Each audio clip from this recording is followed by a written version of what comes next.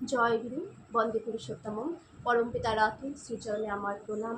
প্রণাম জানাই জগজ্জননী শ্রী শ্রী বড়মার শ্রীচরণে, প্রণাম জানাই পরম পূজ্য পাদ শ্রী শ্রী বরদাস শ্রীচরণে, প্রণাম জানাই পরম পূজ্য পাদ শ্রী শ্রী আচার্য দেব শ্রীচরণে। আপনাদের সবাইকে আমার আন্তরিক আনন্দিত জয় গুরু।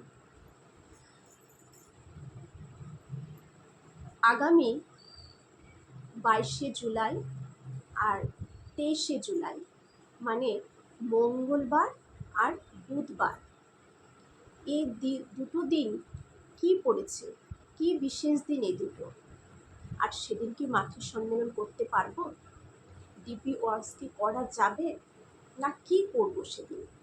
সেটাই আজকের আলোচ্য বিষয়। বা সেই দুটো দিন আমাদের কি কি করণীয়, কি করার রয়েছে, সেটাই আজকের বিষয়। আজকে সেই বিষয়ে চলে যাচ্ছি, কথা না বাড়িয়ে। 22 তারিখ আমাদের জগজ্জননী শ্রী শ্রী বড়মার জন্মতিথি, তার মানে মঙ্গলবার। মঙ্গলবার হচ্ছে জন্মতিথি, তাই জন্মতিথিতে দেওঘরে সেটা পালিত হয়।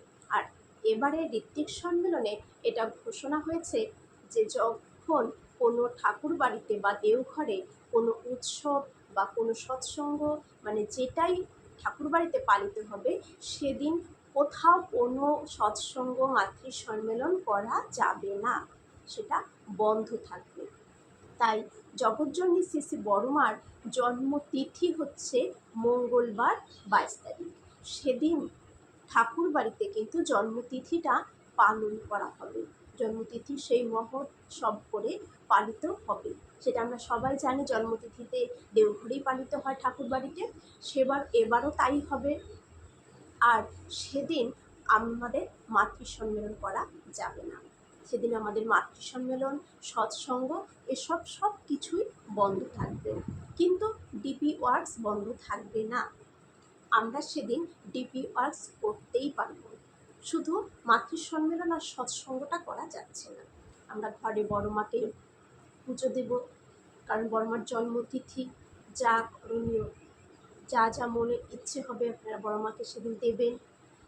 বড়মার পুজো পার্বণ করবেন, বড়মার আরাধনা করবেন, ঠাকুরের প্রচুর পরিমাণে নাম করে যাব। যা যা বড়মা করতে বলেছেন সেগুলো চেষ্টা করব তাকে খুশি করা। তাকে উপহার দেওয়া মানেই তো তিনি যেভাবে যা করতে বলেছেন, তিনি তো আমাদের শিখিয়ে দিয়ে গেছেন যে এইভাবে করতে হয়, এভাবে ইষ্ট পূজা করতে হয়, এভাবে স্বামী পূজা করতে হয়, এভাবে সমাজের সবাইকে ভালোবাসতে হয়, সবাইকে। তাহলে সেদিন আমাদের সেইগুলো ভাবতে হবে এবং করতে হবে, শুধু ভাবলে তো হবে না, করেও যেতে হবে। তাহলে আমরা জানলাম 22শে জুলাই মঙ্গলবার আমাদের বড়মার জন্মতিথি, তাই সেদিন দেওঘরে সেটা পালিত হওয়ার জন্য আমাদের মাতৃ সম্মেলন সৎসঙ্গ বন্ধ থাকবে, তবে ডিপি ওয়ার্কস চলবে। হয়ে গেল। তারপর রইল 23শে জুলাই, যেটা বুধবার। বুধবার রয়েছে পরম পূজ্যপাদ শ্রী শ্রী বরদার তিরোধান দিবস। সেদিন কিন্তু আমাদের হবিষ্যান্ন করা, আমাদের সকল সৎসঙ্গীদের সেদিন আমরা হবিষ্যান্ন গ্রহণ করব।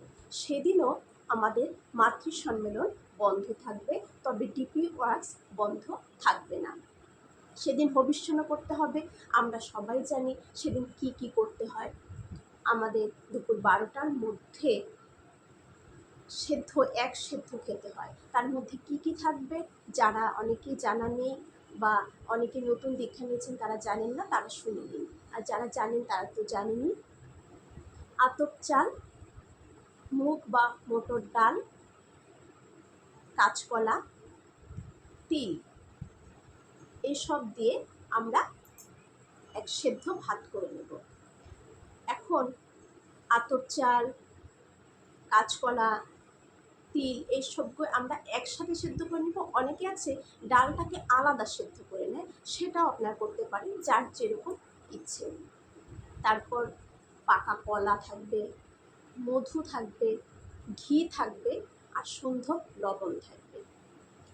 এই দিয়ে আমাদের 12টার মধ্যে খেতে হবে। তারপর সারাদিন না খাওয়াটাই ভালো, কিন্তু যদি না পারেন ফল খেতে পারেন, দুধ খাওয়া যেতে পারে, ছোলা ভিজিয়ে রেখে সেই ছোলাটা খাওয়া যেতে পারে। আর রাতের খাবার হচ্ছে আপনার সাবু কলা দুধ, এই হচ্ছে রাতের খাবার।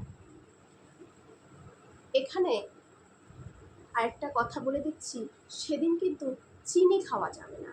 চিনির পরিবর্তে আপনারা বাতাসা খেতে পারেন, কিন্তু চিনি গ্রহণ করা কিন্তু সেদিন যাবে না।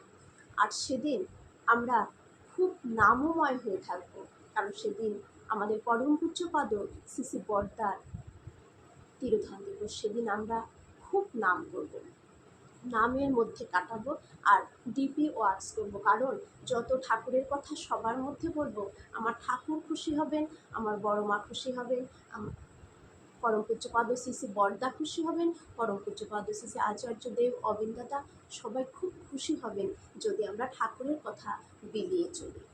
তাই এই দুটো বিশেষ ডেট কথাটা আমি আবারও বলছি, হয়তো অনেকবার বলে ফেলছি, তবু আরেকবার বলছি। 22 তারিখ আর 23 তারিখ মঙ্গলবার আর বুধবার আমাদের মাতৃ সম্মেলন সৎসঙ্গ বন্ধ থাকবে, শুধুমাত্র ডিপি ওয়ার্কস করব। কেমন? আজকে আলোচ্য বিষয় এখানে শেষ করছি। জয় গুরু, বন্দে গুরু।